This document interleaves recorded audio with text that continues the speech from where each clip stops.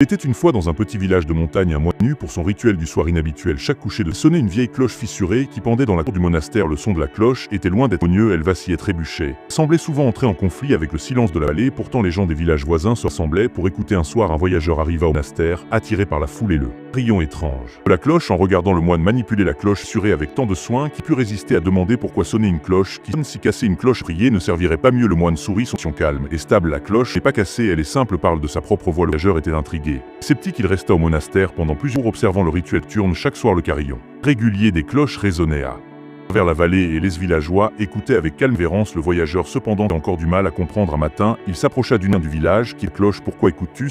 Son sonnait ni doux ni odiquet. Qu'est-ce que tu y trouves? L'ancien rigola doucement. Nous ne venons pas pour le son même, nous venons parce qu'il nous rappelle la vie. Aucun de nous n'est parfait, mais ça ne veut pas dire nous n'avons rien à donner. La cloche sonne malgré ses sait nous aussi pouvons. Cette nuit le voyageur renie les villageois à nouveau. Mais cette fois il arrêta à essayer d'analyser le son. Il laissa le carillon l'envahir, son main parfait résonnant dans le silence, et pour la première fois il comprit, il sa aux erreurs, ce qu'il avait fait, les échecs, qu'il ayant le défaut qu'il essayait de cacher. Avant de partir le voyageur approcha le moine. Je crois que quand il dit la cloche n'a pas besoin de la parer, sonne comme et s'estacer. Les yeux du moine brillèrent de calmusement. La plupart des choses dans la vie sont comme elles sont. Ce que nous appelons rompu, souvent simplement efficatif, viennent des fissures. Alors que le voyageur rendait la montagne le lendemain, il pouvait encore y entendre les cloches chanter sans mots loin. Ce n'était plus un son d'imperfection pour lui qui était le l'imparfaite et entière. Tu as vu la vie dans ta villa.